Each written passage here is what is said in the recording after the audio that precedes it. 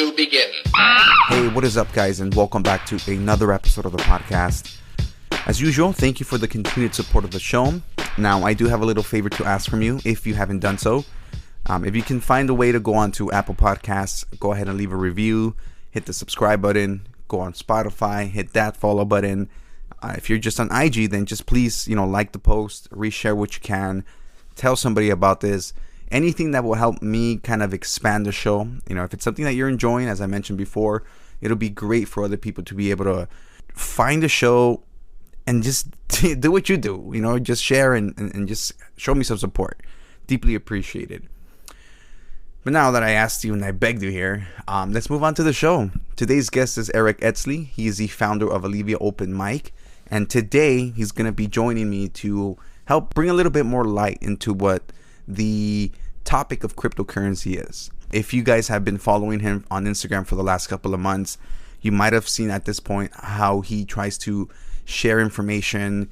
Then you might have been intrigued by what he's been pushing. And like I mentioned on this podcast, that was something that I found interest in. It was something that I was looking at, just reading his posts, not knowing what it was exactly. And it wasn't until I made the leap on my own and, started researching. Again, that is key, researching, trying to see what it is that's being pushed on you and ultimately making a decision on your own. So I did it. And now I'm part of the Hoj train. Hoj all the way, Hoj to the moon. Sorry, I just had to say it. But the idea is cryptocurrency. It's a brand new market that over the last decade has just been steadily growing, and of course it has its opposition. There's these major financial systems that are trying to help regulate and just in a sense control the flow of it. And the good part about cryptocurrency is that it's, for the most part, it's decentralized. So there's no figure above everybody else that's kind of overlooking. Now, of course, that might change with whatever coins you're talking about, but the idea, the essence is to remove yourself from these entities, right? So I hope you guys are interested enough to go ahead and check out his course. He's actually having a summer course. I believe at this point he might have been already fully booked, but if he hasn't, just reach out to him, see what's in store for the next couple of months. Again, something that's going to help you educate yourself. Just keep in mind, there's a whole lot of volatility in all this, and it's easy for you to be feeling good at one moment and the next moment to be in major depression because your prices are going low, you're losing money. But as Eric has mentioned, it's about the conviction that you have for yourself and for what you're trying to accomplish. So I hope you guys enjoy this conversation. I hope it does interest you. And lastly, none of us are financial advisors. So if you decide to make these moves on your own, do it at your own discretion. Do it with your own risks. Please don't come sue me or sue Eric, because we ain't gonna pay you. We ain't gonna pay you. Just kidding. We'll probably just send you some Hoj coins. But the fact is, again, educate ourselves. If it's something for you, go for it. If it's not, then hey, I can't change your mind. And nonetheless, as usual, today's music is brought to you by Izzy Outer Space with their song Amazon, which you can find on YouTube. You can listen on Spotify. You can listen on iTunes. So go check it out. Go show your support. Go show you're willing to try new music, because that's what it is. How many times can you listen to the same song before you're like, holy shit, I gotta change it up a little bit. Well, this is one of those songs. This is something that you're gonna listen to. You kind of be taken aback because it's not the music that you're normally listening to. But again, it's those little gems that you find, and when you find them, you gotta share them. So go show your support. Go hit that follow button, and remember, as always, support your local artists, support your local music, and let's all rise together, baby.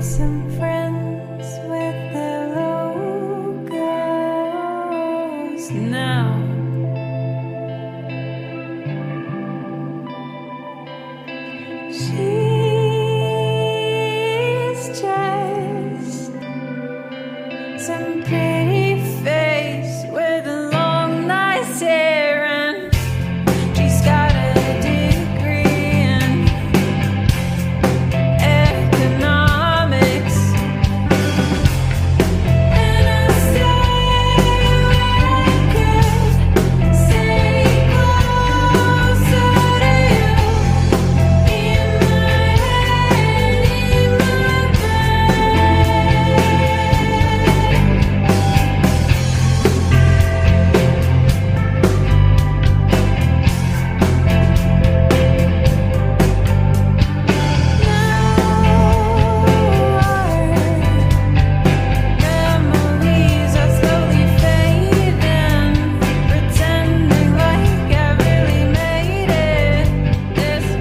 what's up, guys, and welcome back to another episode of the Social Climate Podcast. Today, making his great return, we have Eric Eztli, founder of Alivio Open Mic. What's up, man? What's up, Betty? Thank you for having me. I'm happy to be back on this awesome local Social Primates podcast. Thank you. Thanks, man. Thank you. First of all, I just gotta say, people are not gonna see this video, but I'm loving that Hoj shirt you got. I know I mentioned this earlier. Yeah, Hoj with an H. So people are like, what? Doge? I'm like, no, we said Hoj. Hoj. Yeah. Or I heard hoagie, and I was like, no, it's Hoj. Isn't that like a type of food? And I don't know what, like in Germany, something. It's like some sandwich or something. Yeah.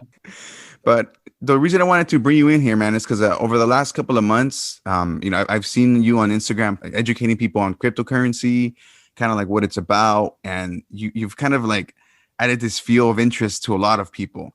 And I was one of those, because when I first started seeing you post about it, I was like, what is this guy posting? Like, and then it was back to back, and I'm like, oh my God, okay, either this is something I gotta look into, or what am I missing? FOMO, what am I missing out on? And as soon as I started looking into it, I started like figuring out a little bit more on my own. And eventually I think probably like a month ago at this point, you had like this course to kind of show people how to purchase it if they wanted to do it. And as soon as I learned, since then I just been buying, slowly in small increments, but I've been doing my part of my investment. Awesome, man. Yeah, the course, not the course, but like the crash course, I guess I did like 2 months ago, was about Hoj in specific, how to buy it, because it still was at the time not very widely available. So it requires like a big learning curve on how to, get Hoj in your hands, right? Or in your metaphorical digital hands, right? It's just, I started really using my social media a few months ago to talk about crypto, because most of my friends don't have crypto. Seeing this market that's only 13 years old, bro. The stock market is like I want to say 200 years old. That's been in existence for a long time, but the crypto market has only been around for 13 years. And throughout the years, all of the market cap for all cryptos is only growing. At one point, it was a few million, and then it was a few billion, and then it became a trillion. So if more of us, younger folks, millennials and Gen Z, are not in the space, right, we're missing out. Yeah, right. And that's the one thing. Like, I remember when Bitcoin started coming out, and I think that was like 2013 or something, right? 2000. It first came out in 2009, but like nobody knew about it. And then it started gaining popularity like I want to say 2011, 12, 13, like around those years is when like the news probably started covering more during that crazy bull run. Yeah. And it's funny because I specifically remember that I was like, I was reading into it, and I was like, what's Bitcoin? And I was so interested in learning how to purchase it. But the way to go about it was so difficult. Like, you had to go through like a VPN. You had to go through like this external browser, like a Thor or something, and do all these things just to kind of purchase the coin. But at that point, it was at cents, I believe, and if for the people who really found a way to get through it, dude, right now they're way above they passed the moon already. Dude, yeah, no, that's how exactly right.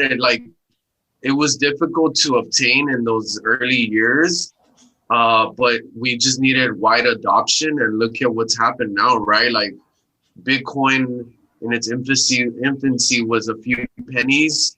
Then it became a few bucks, and now it's like, right now it's like 37,000, I want to say. But like, right, like, so the people that believed in it, that did their research, that had conviction in the asset, and those people that bought it and just held it, those people are, they never have to work a day in their lives ever again. I know. And it's for somebody like, going back to what I mentioned earlier about my friend, that one day he came out to me and he's like, because I recently started pushing a little bit on Hoj, but the point is, he told me, like, hey man, like you've been pushing this a little too much. Like, don't you think this is kind of like a cult or like what was the other thing he said? It's a pyramid scheme. But I think that goes along with crypto too. Is he in crypto? He started going on to like Dogecoin, like the mainstream, air quote, mainstream one. Oh, okay. Yeah. And everything else that's like, I mean, everything is an altcoin, you know, because Bitcoin's the original one, yeah. But all the altcoins, they think it's more like they're just schemes to, you know, make a quick buck. It's funny because like Bitcoin for years, and there's still people that call it a scheme, call it a scam. Even now, there are still some older folks that just haven't like changed their tune, and they're very hard set in their ways, and they still think it's a scam. But it's not that Hoj is like a cult, it's just that it's cultural, and I feel like it has cultural relevance because this sounds funny to say, but memes are more valuable than they've ever been. Not just, you know, memes have been around for a while. Like, I feel like millennials, us, like, we really gravitated towards memes. We're like the generation that really started using them to express ourselves in like sports and politics and culture. But now memes are actually valuable. Like, they're actually being sold as non-fungible tokens. Like with crypto, right? They're being sold at a dollar value and people are buying them. So like, not just metaphorically valuable in a cultural sense, but they're actually valuable in a monetary sense. So like Hoj is obviously a meme coin, and people make their memes around it. People make art about it, music about it. And a lot of these folks, they're having fun doing it. So it's catchy, it catches on. A lot of the crypto spaces can be pretty serious. It's like very tech driven, and sometimes you get kind of like lost in that. Most people are like lost in that, and like if you're not like a coder or a programmer, you know, you could be very lost, and it's like, oh, this kind of just seems boring. But once you like get like maybe like a meme token, right, like Hoj, it makes sense. It's fun. It's about community. It's about art. It's about music. It's about charity. So I could see why that has more of mass appeal. And we've seen that with like Doge, right, this year. Yeah, especially with that, you know, people the main person tweeting about this is Elon Musk. You know, every couple of days he makes a reference to Dogecoin or to the moon or something.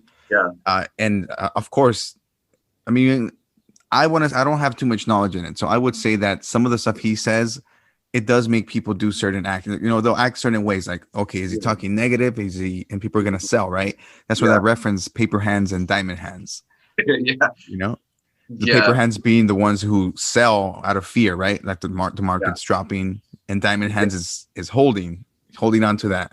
Yeah, diamond hands is like the people that have conviction no matter what like external voices say. Like, they don't give in to like the fear, the anxiety of people around them, and they stay true to their convictions. And paper hands are easily swayed by external voices and media, and they're more likely to sell at a loss.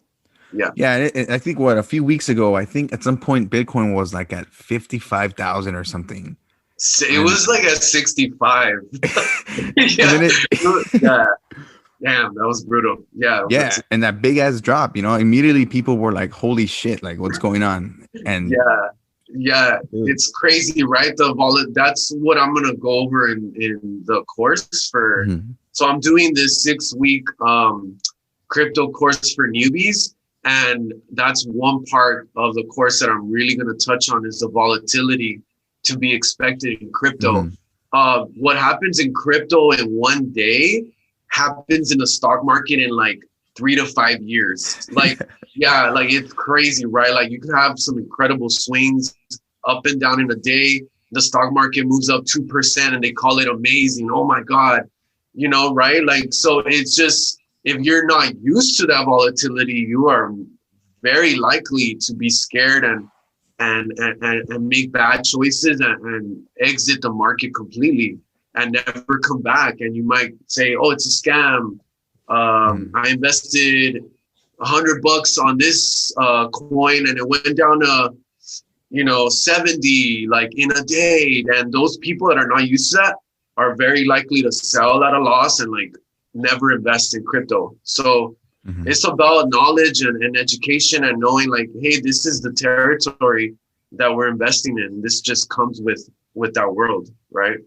Yeah, and it's easy, like you said, it's easy to be swayed by people because I went to YouTube a few days ago and just to look up videos, try to just kind of keep up to date what's going on, right? And you see a bunch of videos like this, there's other coins like Safe Moon, like predictions or the Shibu one, and it's like all this stuff, and there's just so much information that like the pure information gets lost, if that makes any sense. Yeah, and it's kind of hard to really know where you stand with things. Yeah, it's especially right now since we're still in a bull run and like, we're in this upward trajectory. Yeah, Bitcoin did a flash crash, and during that 2 weeks, there was hardcore like bad news after bad news. So a lot of people are feeling anxious, and when people are feeling anxious and scared and they give into news and fear, uncertainty, and doubt, they're more likely to sell. So that creates selling pressure. So that doesn't help. And it just was compiled upon like all these other things that were happening in the market. So if you go to YouTube, right, and then like you're like, during the bull run of stock markets and crypto, if you go to YouTube, there's always going to be like hundreds of YouTubers telling you this is going to go to the moon and this and this and this and this. But then when things get bad, like a lot of those YouTubers stop making content because they ran out of things to say that are going to go to the moon, right? So it's about like, and when things get bad, you have to stick to your convictions, to what are you investing in and why? Like for Hoj, for instance, yes, it's a meme coin and, a meme token, and a lot of people are like, oh, meme coins are bad for the market. But, Hoj is the first ever decentralized finance meme coin. So just by holding it, you are earning passive coins every day. So in a way, it's kind of like the welcome mat to generations of people have never heard of DeFi to like own something that is passively earning you coins and is also at the same time burning coins out of supply. So once somebody kind of holds this asset and now they have this introduction in a meme coin, they can go dabble into other types of DeFi platforms, right? Like, so I see like Hoj as a welcome mat. Welcome to this world of decentralized finance. Welcome to this world that is giving you more money than your bank passively just for holding it. But yeah, but on the other hand, there are a lot of scams in crypto, especially during the bull run. A lot of scams. There's a lot of people that develop like quickly these like new tokens or coins, and if you're not careful, you could get scammed. So it's important for new people to always look at like the wallet distribution between the coins you want to invest in. So for example, in Doge, and this is not hating on Doge. A lot of my friends have Doge. Even my wife has Doge. I want Doge to succeed. But the fact is the fact that if you go to the wallet distribution of Doge, it's heavily centralized. And like the top, there's one wallet that owns like over 20% of supply. That's very bad. That's very, very dangerous, because whenever that person, he or she decides to like, I finally want to sell, that thing will massively crash the price, creating fear, anxiety, creating selling pressure, and it could obliterate that coin. But what I like about Hoj is that if you go to the public addresses, you see that there is not one single holder that has more than 2% of all supply. So that makes me feel good, because a lot of these little coins that come out, if you pay attention and you look at wallet distribution, you can see in the top 10 wallets, wait, who's getting like 8% of the supply? Wait, who has 4%? And then you do the math. Wait, the top 20 wallets have like 30% of the all supply. That's dangerous. And that's when you can have what is it called? Rug pulls. So let's say one of these top wallets are like, I want to sell now, and then the next wallet sells. It creates a rug pull where all the holders that are the little men and the little ladies, you get the rug pulled out from you, and the big wallet holders say bye. That's yeah. Yeah, and I think that's why people are easily to say, oh, it's a pyramid scheme. You know, everybody's putting a little bit of money. But like you said, it's like about learning how to go into, I mean, I know it's hard because, again, for me personally, I've been to those websites and sometimes they're overwhelming. There's like so much numbers and data's going through. Yeah. You're like, okay, I'm just going to scroll down and see what's going on at the bottom. And, you know, again, it's that overwhelming feeling that if you don't really understand, it's easy for you to give in to what you're hearing, you know, like you see these YouTube videos or people pushing other coins. I'm not saying they're not valid, but I'm just saying in the off chance that they're pushing something that doesn't have that same, you know, idea that you're trying to, like the coin, right? Like a meme coin. Let's just say Hoj, because Hoj is the one here. But, you know, to me, Hoj, I saw it. I got involved with it. I saw the community. I went to the Telegram, the Twitter, fireplaces, or I forgot what they're called, fire something. Fireside chats or something. Fireside chats. Yeah. And, you know, and I you see what the community is about, and you see the people in there, and you see how it's all inclusive. Like, I've heard different types of voices. So far, I mean, sometimes people bag on each other, but for the most part, everybody's like cool. You know, nobody disrespects anybody, and they legit have like this pure intent with it. And that's what I love about it.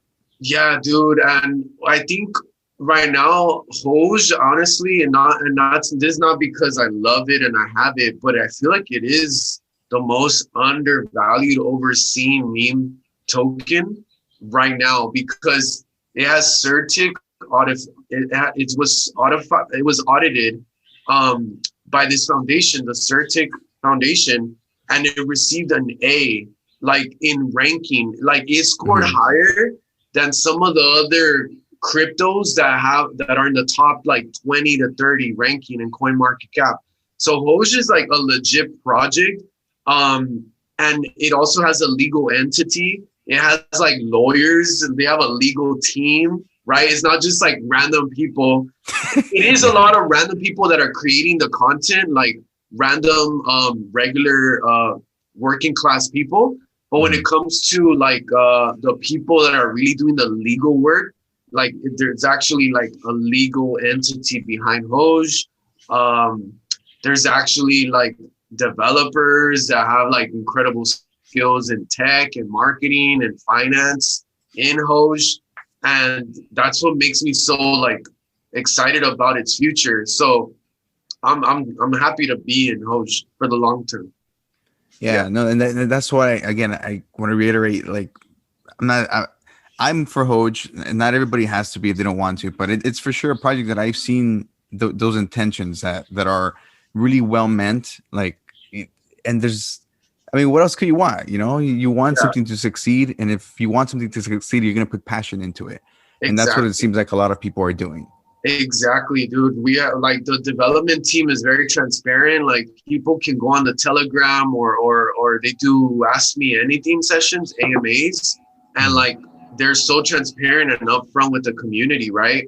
And what is awesome about Hoj, from what I've seen, also we are the first decentralized finance meme token that is a decentralized autonomous organization. So if anytime you look at the structure of a corporation, it's like a pyramid structure, like the CEO's at top, right? And then you have all the little workers all the way at the bottom.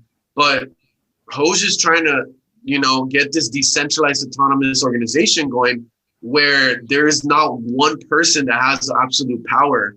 And everything is built off of consensus, like community voting, community agreement, right? What are we going to raise our next money for? Are we going to use it for this Hoj rave? Are we going to give it to charity of a local pet shelter? Are we going to partner with a children's foundation? Are we going to use it for marketing, which we haven't done that actually. So it's really cool because it's like this collective, right? It's like it's not like one person calls a shot. It's very democratic in that sense. And what I really like about crypto is that it's, in its essence, it's all about decentralization. It's about removing the authority figure in our lives that is always the figure that we need to go to for permission. And crypto's about removing that. And Hoj is doing that in its own structure, which makes me like, damn, like it just makes me see like at its core, at its essence, like Hoj is doing it all right. And honestly, right now, like the prices have gone down a lot for Hoj and all of crypto, but I don't mind it because we get the weeds out. We get the people that just wanted a quick pump and dump, because it's not a pump and dump. We get those people that just wanted to make a quick buck out. Like, oh, Hoj is not like that. So yeah, you can exit. Hoj is like, right, like people that are here, they're gonna stay here because we're already in the trenches. Like we're in the trenches that we, right? So we'll stay here when things get nice and better. Yeah, right. And everybody else is gonna feel like, fuck, I should have waited. Yeah. You know, when the bear market comes, the bear market, right? If you're listening and you don't know what that is, the bear market is pretty much when, for an extended period of time, for months and possibly a year or two, we go into a downward trend for all prices of crypto. All of them kind of go downwards. Then we're going to see which one is a real meme coin. Because right now there's been an explosion of meme coins over the last 5 months. And a lot of them have called themselves the new Hoj. So there's been this explosion of coins. And right now, while things are in a bull run, everybody's like happy, like making money very fast because things are going up. But once things get depressed, once things go into like a crypto cold winter, then we'll see what community is strong enough to survive. Yeah. And that's what I'm excited for. I'm excited for the next run. So like, I'm excited for when I can hold Hoj throughout that depression. And then the next run is going to be like, boom, like rocket. Yeah. That's how I'm seeing it. No, man, that's what I hope so too. Because again, technically it's a project you're investing to, and it's a project you want to succeed, you know? So, you know, exactly. I want it to succeed, you know? Yeah, dude. And everything has a risk. Everything can go to, it's good to always say that psychologically, to say it to yourself is like, everything can always go to zero. It's good to say that to yourself. So when your assets go down, you don't freak out and panic. And really a lot of what you need is just patience and time. That's really like, those are your best friends in crypto, patience and time. But yeah, I'm excited for like the future, right? So it's important to not over leverage yourself. Like if you're going to invest in very risky cryptos, all cryptos are risky, right? You saw what happened with Bitcoin, went down really fast. But it's important to never over leverage yourself. So if you're listening to this and you're interested in Hoj, please don't put your rent money on it. Don't put your grocery money on it, right? Because then you're very vulnerable to panic selling. Yeah, exactly. And like the way I've kind of, in a sense, sold it, right, to my friends, it's like, or not my friends, but like in just general, like investing itself, it's like I started changing the ways that I spent some of my money, right? Like I started realizing like, okay, maybe I spend a little too much on food every now and then. So maybe I'll take 2 of those days and invest it into something, right? 20, yes. $40, invest it into, I don't know. I like to spread out like $20. I'll do five of something, right? You just kind of put a little bit into everything. But it's not money that I necessarily need. You know, it's money that I normally spend, but I'm just spending it on myself, on my future in a way. Exactly. And that's what makes it easier for me. You know, it doesn't feel like a drag. No, yeah, that's a really great example, because like eating out is a great example because I mean, I've looked at my bank account like on like when I go on little habits of like, oh damn, I ate out like 5 times this week, like, and I look at my bank account, And I'm like, whoa, eating out is like expensive, right? So another thing is too, like, you can put, like, let's say you get a paycheck and then you're like, oh, I already saved a little bit of money from this paycheck and I already have some money allocated for my bills. What we usually do is that we leave all the rest of it in our checking account and we kind of use it to like spend, right? Like go out, beers, bars, drinks, a lot of drinking, right? Like that's what I used to do a lot of, like, but right, just going out anywhere and spending money. But now I've kind of rearranged the way, like, what I do when I get my check is like I'll put some of it in savings and then I kind of plow a lot of it into investing. And what that does for me is that, oh crap, now I have a little bit that I can spend on crap I don't really need throughout the month. So I already put a lot of it in like my basket that's gonna grow. And now I have less to eat out. That's kind of like what I do as well. So it kind of like forces me to like budget in a sense. Yeah, right. It's like, like you're just kind of lying to yourself too, you know? yeah, exactly. Yeah, no. And what do you think about the people who say that cryptocurrency doesn't really have a future? Like in the sense that like it's not gonna be not gonna replace the system that we know now financially. Yeah. Well, I feel like crypto has proven the whole world wrong over and over every year. There's people have been hoping all of crypto goes away, but I mean, we just saw Bitcoin hit 65,000 like a few weeks ago, right? So the fact that there are multi-billion-dollar corporations buying Bitcoin should already tell you like this is not going away. Like it's not. There are very wealthy people now in the financial institution sectors buying cryptocurrency, buying Bitcoin, buying Ethereum. So they're barely starting now, like in 2020, 2021. So they just started. This means that all of us, all the little ladies, little guys that have been in crypto, we benefit from that because they got in after us. And it's not going to end here. Goldman Sachs just a year ago said Bitcoin is not an asset. It's not something anybody should invest in, right? They drag Bitcoin. And just this in May, Goldman Sachs said Bitcoin is a new asset class. Like what a 180 within a year. But why did Goldman Sachs do this? Because while they hate in public, these institutions and media corporations, it's in their best interest to spread fear about crypto because they want to buy it cheaper. The more more fear they can spread, the more newer investors sell their Bitcoin. And guess who's taking your Bitcoin? Goldman Sachs is taking your Bitcoin. So this in May, Goldman Sachs just said Bitcoin is a new asset class. Okay, what was Bitcoin that different a year ago? Why'd you change it to now? Why? Because Goldman Sachs's richest investors, they're saying, hey, I want to get some exposure to Bitcoin. Why aren't you guys letting me invest in Bitcoin? So now these financial institutions are being pressured by all their clients that are saying, hey, we want some of this pie right here. We're seeing the world celebrate these incredible gains.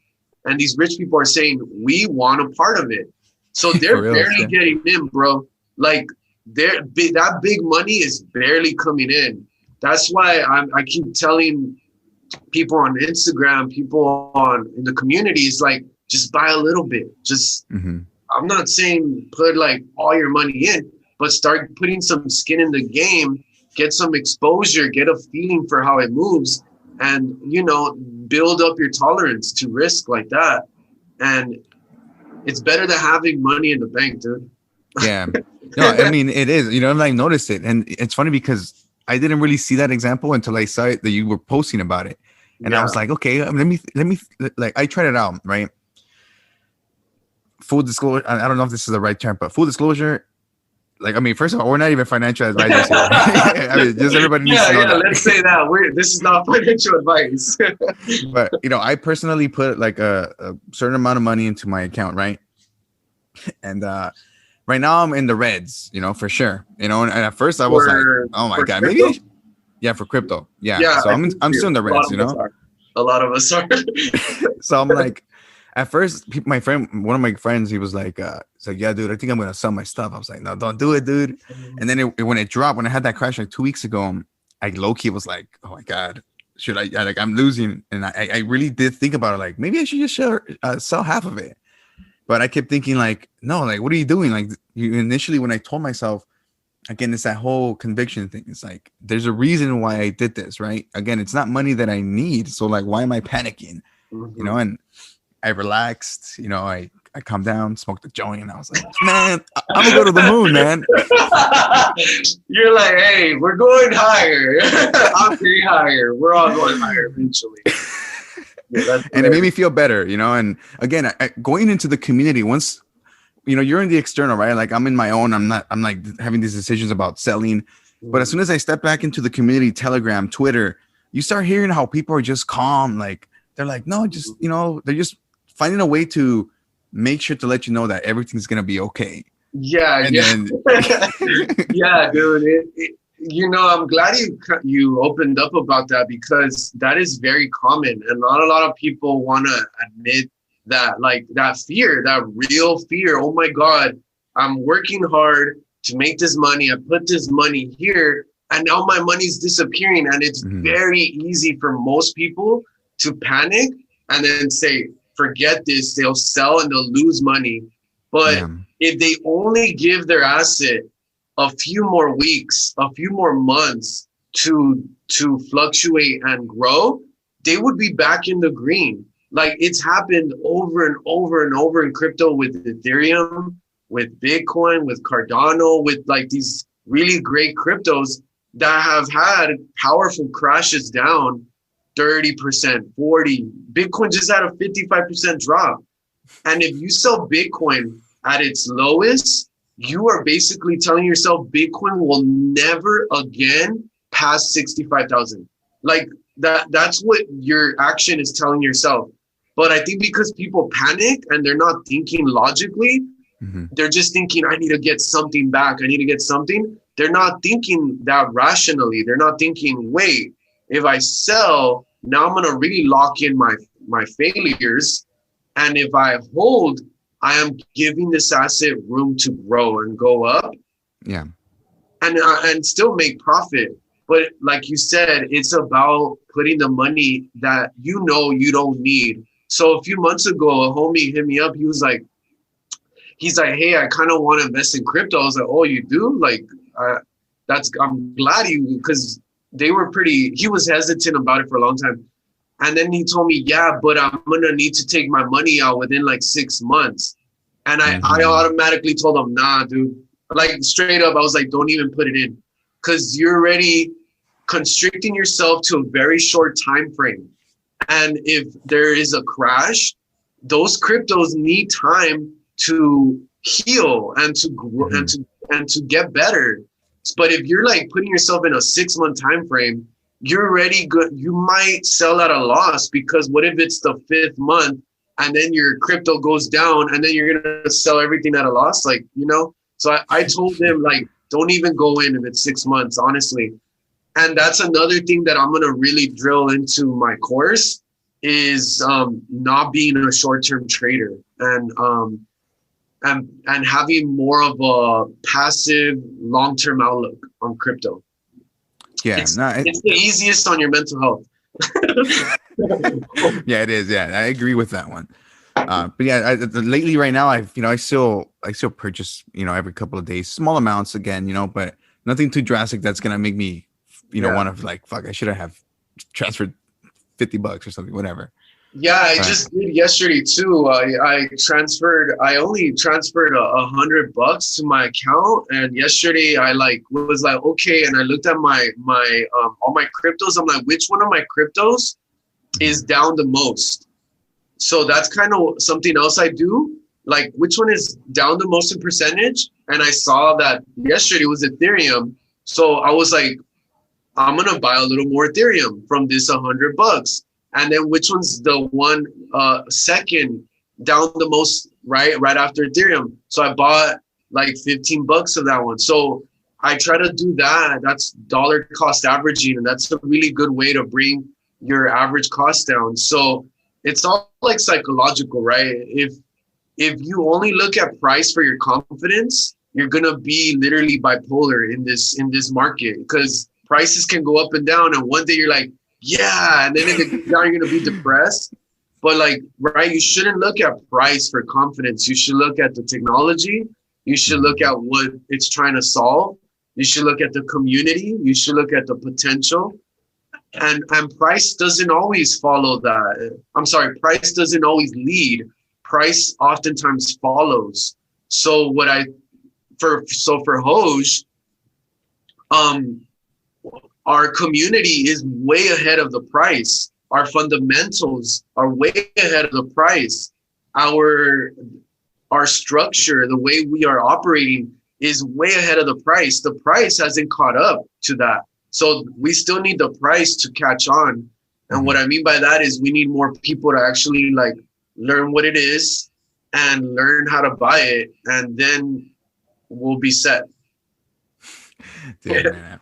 No, this is cool, and that's what I kind of want to help people with this conversation understand. Like, you know, there's people who still don't know what's going on, like, and it's cool because I was one of those people not so long ago. Yeah, you know, but I've learned how to like. When did you buy? Sorry, like, was it March, April?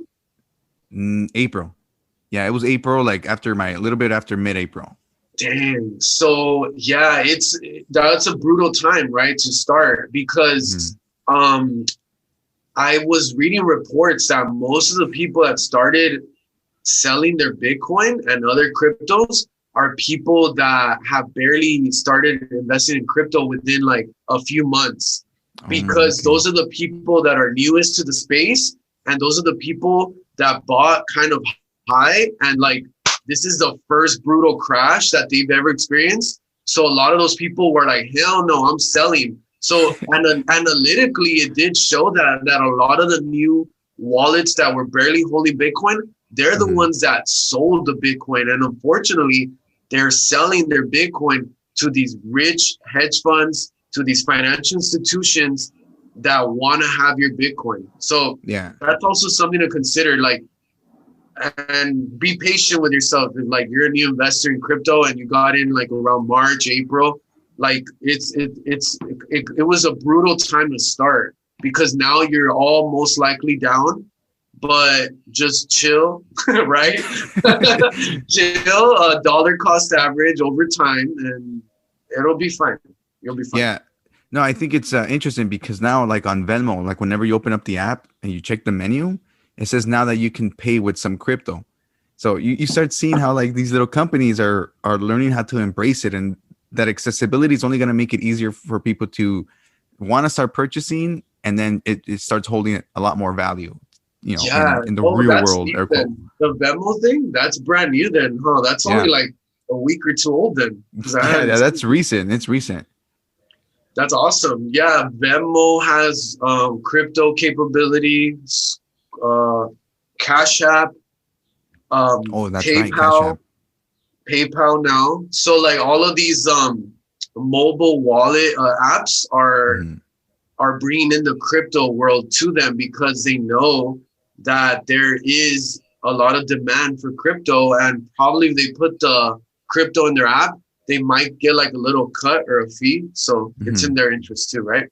But it helps the whole space eventually. Yeah, right. Yeah, it's just it's funny, you know, how like if you're really looking into the news, like sometimes on the apps, like on Coinbase, what is it? CoinMarketCap, like you have articles. I think on Coinbase it gives you like all these articles, and even Coinbase itself, it rewards you if you do like these little quizzes for different coins. Like it rewards you with their currency. And I think it's awesome, because again, it's trying to educate you. You see that it's not just there to make money off of you. It's really trying to show you what services and what problems this can solve, like you mentioned earlier. Yeah, Coinbase wants to give you some of these cryptos so you can get that skin in the game. Like all of these apps have referral codes. So when you invite a new person, they already automatically have like $10 worth of Bitcoin, right? So it's all to get more adoption from people. And I think like the reason too why crypto is here to stay, bro, is because who's next after millennials? It's Gen Z. Like they're more technologically advanced than us. Like right? Like I didn't have my smartphones didn't become a thing until I was like in, I want to say 11th, 12th grade. That's when like a fully functional smartphone, right? Like took over the world. I was like I want to say this was like 2006, 2007. But like these kids now, bro, they were like born with smartphones. Like, yeah, right? Man. They came With out the of their newest one. mothers with a little smartphone. Like these kids are technologically advanced. So they're the younger generation that they're not gonna look at this new digital currency and say, "Oh, I don't want this." Like they're gonna adopt it even more than us. Mm-hmm. Yeah. The way I like to see it is it's maybe not the best example, but like people who play mobile games, sometimes when you're within those games, you have to purchase tokens that are only compatible with those games. So you're buying in-game currency, right? So it's technically a version of a token. It's just not as it's not crypto, but the idea is the same. Like you're already being used to the idea of having these extra tokens that are not dollars in a sense. Yeah. So that's the interesting thing about all like this world of crypto is a token is, from what I researched, a token is a crypto that exists on a blockchain, like Ethereum, right? Ethereum has its own blockchain technology, and to trade on the Ethereum network, the currency is Ether, right? And for Bitcoin, it has its own blockchain, and the currency is Bitcoin. But if, like Hosh, for instance, it's a token built on the Ethereum blockchain. So there's no like new blockchain for Hosh. So that makes Hosh a token on the Ethereum network. And if you ever want to cash out your Hosh, you have to first sell it, swap it as Ethereum, and then you sell your Ethereum for cash. So there's a lot of tokens on the Ethereum network, that exist. Ethereum's amazing. I love Ethereum. It's like, I feel like eventually it is going to overtake Bitcoin in market cap. Like it's just, it sent crypto to new heights. Right. Bitcoin is like the grandfather, and I love Bitcoin. I respect it, and I feel like it should always be respected. But like Ethereum took this whole space to a whole nother level with what they've done. Yeah, and I know they're doing an upgrade, right? Ethereum 2.0.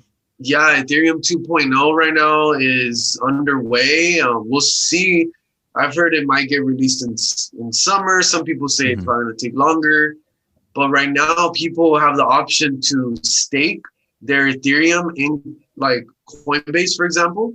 So staking means you like lock it into, I don't know, for people that are like, that for people that have saved with a bank account, and like if you've had a CD savings account, that means you lock your money in there for a certain amount of time, and it stays there. And because you're locking in your money in a savings account, like a CD, you earn a little more interest.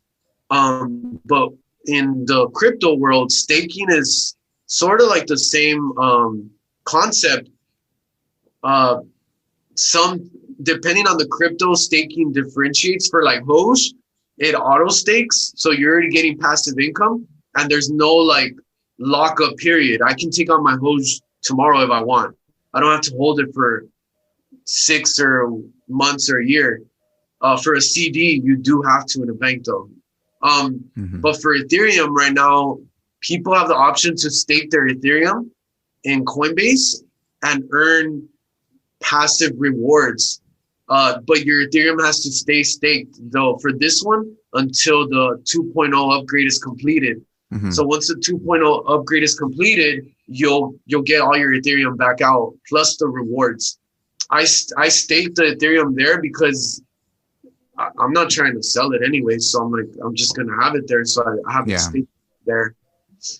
It's not mine. Gain a little bit. It's my mom's, bro. It's my mom's Ethereum. My mom gave me money to buy her crypto. So I have all my mom's crypto in Coinbase. Yeah. Yeah. That's awesome. Yeah. You know, one of the last questions I wanted to ask before we start getting close to wrapping this up. Like, what do you think is the impact? Because I know from what I've seen with the information that you've been sharing, is that you're really trying to educate, you know, for first and foremost the community, you know, because that's a lot of us don't know what's going on, and you know, for the most part, there's not I'm not saying there isn't with other individuals, but there's not a lot of generational wealth built yet, right? So I think a lot of us want a form of that moving forward to, you know, whoever, if we have offspring or whatever it is, like, you want to be able to leave something behind, you know, and we're not in those positions all the times to have that, you know, as handed to us. Yeah, definitely. You know, in our community, for those of you listening, you know, we're in Southeast Los Angeles. So in our community, it is all pretty much predominantly working class people. And we have a big presence of recent immigrants. And we also have a strong first generation presence here, right? That's our demographic, is working class, immigrant, first gen. And I think the way we see money too often, because of our circumstances, because of where we are and where we come from, we see kind of money in a way that like, oh, like these are my dollar bills. They are really safe with a bank. And when I take them out of a bank, what I can do with my dollar bills is I can buy things. Like, and I feel like that's where it ends. Like, we don't see our money as a tool that can make us more money. So in my community here, right, in Sela, I see people work hard all the time, bro. Like people are not poor because they don't work hard. Like, people work hard, but in this country, you can work to death and still be poor. That's the sad thing. But what if we change the way we see our money, and we change the way we see our psychology is like work hard, right? Everybody's like work hard. Yes. Yeah. But what if we change that to also work smart? And I like to think of working smart as like, every time we get more of these dollar bills, let's use these as a tool to make us more money passively. So make your money work for you. And that's something that's missing in our community, is that we don't talk enough about investing, and we don't trust it, bro. A lot of people in our community don't trust investing, don't trust it at all. And I say that because my mom is somebody, for years, I had to convince her to start investing. And she finally let me start investing some of her money.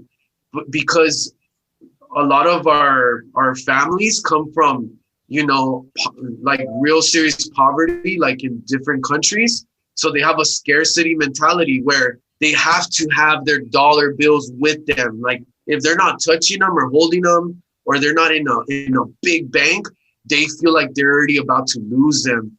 But what they fail to realize is that the more we latch onto our money, the more we lose to inflation, right? Like in the 90s, I was able to buy 4 bags of hot Cheetos for $1. Now you can barely get one of those same bags for like, what, 79 cents? Yeah. So inflation, right? Inflation has been devaluing our dollar. So we're always trying to latch onto our dollar, or have dollars in my wallet, have dollars under my bed.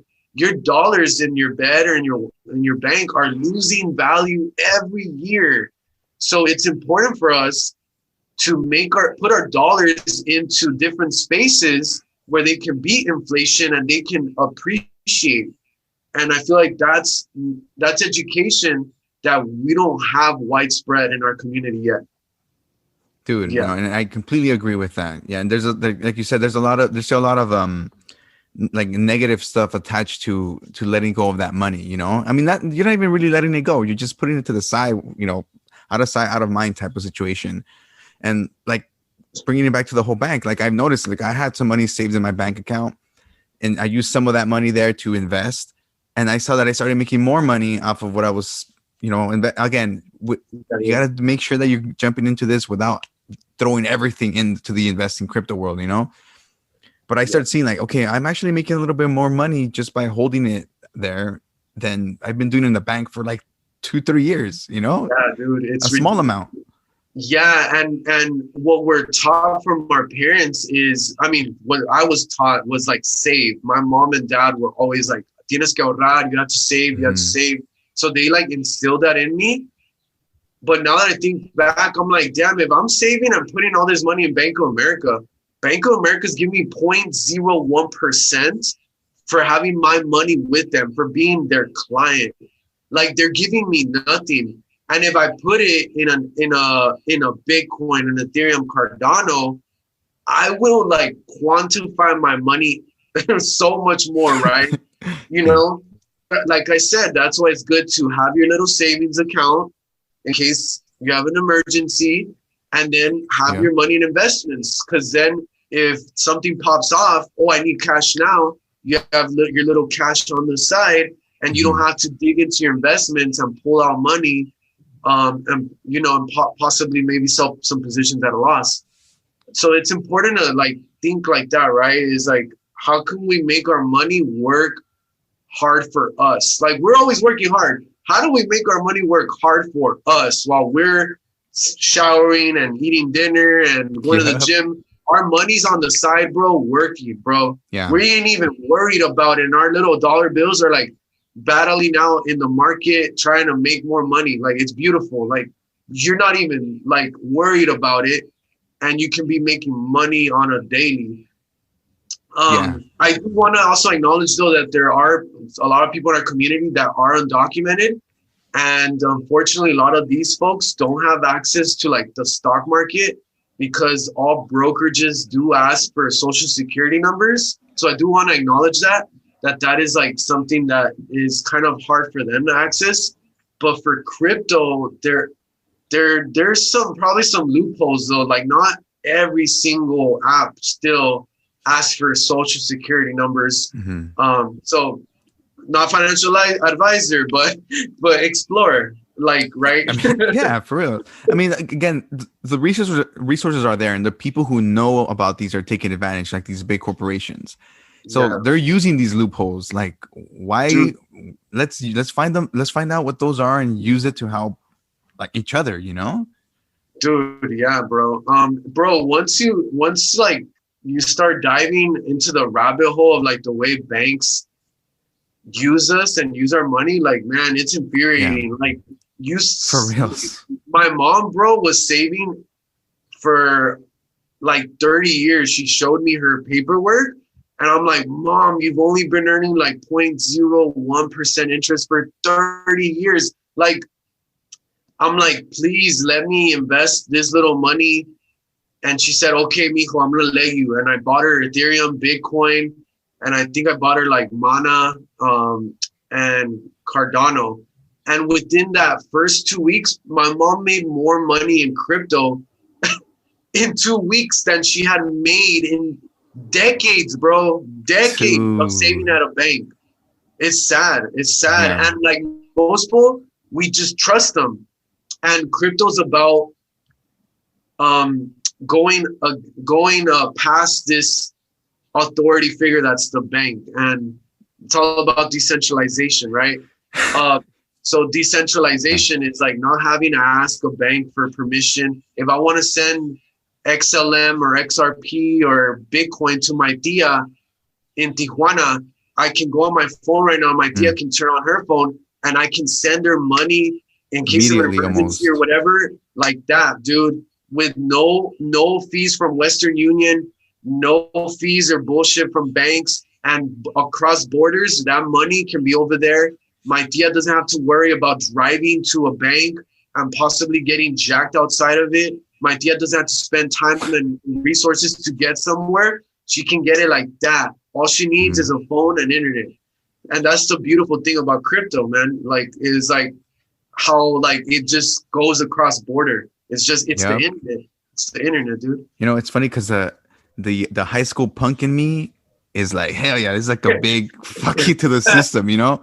Yeah. And it makes me feel good because again, it's that you're removing that whole system out of it because you're finding out that there's a better way to handle how we move money across the globe, you know? Yeah. Like, and that is huge. You know, I used to work at a Western Union a long time ago, and I used to see people paying $20, $30 just to send a big ass amount of money. And it's like, whoa, like and then they still charge the people over there to make the exchange and the fees, you know? It's like, those are called remittance fees, right? Remittance, yep, exactly. So that's actually, I'm going to go over that a little bit in the course too, is like, I'm going to talk about that because there's countries in Africa, bro, that are using crypto because of inflation, and people around the world that don't have access to banks, they're using crypto too. There's like a little town in Salvador by the beach where like almost all they'll use is Bitcoin, and they use like other cryptos. Yeah.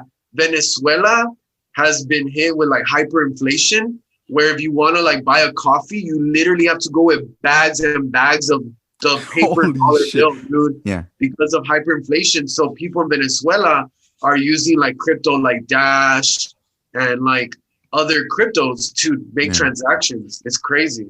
Dude, this is the whole thing is, again, it's still in its infancy. Like it's still trying to find its footing. It's learning how to walk, like crawl right now. And it's gonna, once it starts walking, like damn. Yeah, man. So all of the right, these people are struggling around the world that are struggling with hyperinflation. Their fiat currency is destroyed, right? Like fiat currency, which is government-backed money, government-issued money. The governments can ban your money. The governments can freeze your money. The governments can do whatever with that money. They can ramp up the budget and destroy it, right? And these people are very like, well, I feel like that's my privilege. Is like, well, I'm talking about Bitcoin to invest. These people around the world that don't have access to banks or are living under governments that are just destroying their own currency, they're using it to survive. It's crazy. Yeah, dude. Ooh. Crazy. Man, Eric, I love this whole conversation, and I really do hope that the people are more inclined to learning more about it and to. I know you have limited spots at this point for your course. Yeah, it's pretty limited, man. I didn't think this many people would register. The cap off was like 100, and right now we're at 98. From what I haven't checked in the last hour, but we'll see, man. So there's like, and then there's still some people that are kind of backed out. So there's probably like 4 spaces left. Mm-hmm. Yeah, we'll see. Damn. Okay. I mean, it's good though. It's good, you know, because it shows that people want to learn and all that good stuff, you know? Yeah, man. I'm excited for it, man. It's going to be great. It's going to be a very educational experience for a lot of the folks because they're all pretty much like people that just started or have never had a crypto. Yeah, no, it's great to know that the interest is there, and hopefully, go for it. I'll be back in, give me a 30 seconds. Yeah, go for it.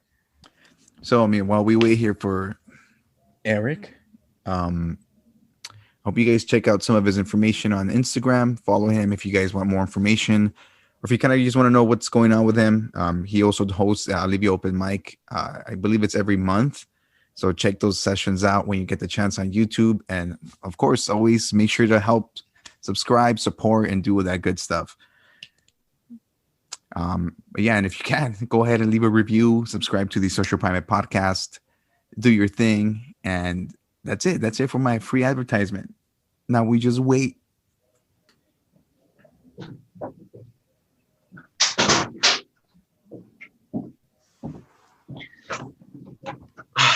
All right, man. Cool. Sorry. Yeah, man. No, it's cool. Yeah, but I was just letting people know that if they want to follow you on Instagram, they can check out the Alivio Open Mic. I think you have that every month as well, right? Yeah, we've been trying to do it every month through YouTube. Nightflare Productions has been producing these live Alivio events. So they're fully streamed live on YouTube. You can see all our mistakes, all our all our nerves. So it's really cool. It's absolutely live, and you can check that out on Nightflare YouTube channel. Yeah. Nice. Well, again, thank you, man, for making the time to do this. I mean, I hope that the course takes off really good and everybody walks out with a bunch of Dogecoin. Just saying. But it's gonna be good. And from the community, myself, thank you for doing what you're doing, dude. No, thank you, Eddie. Thank you for having me on. Like, these podcasts and exposure is gonna definitely help inspire other people to, start dabbling, start getting some skin in the game. So hopefully some listeners start, downloading some apps and, buying a little bit of crypto. Sounds good, man. Well, again, thank you. And then hopefully it's not the last time we have a communication again. And I'll tune into the next Alivio Open Mic. All right, cool. Take care, man. Peace out. Thanks, man. See ya. Thanks.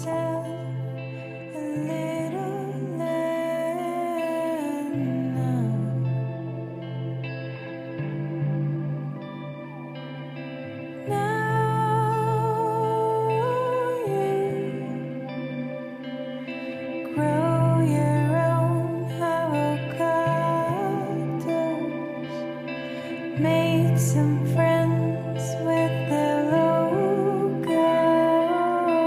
now.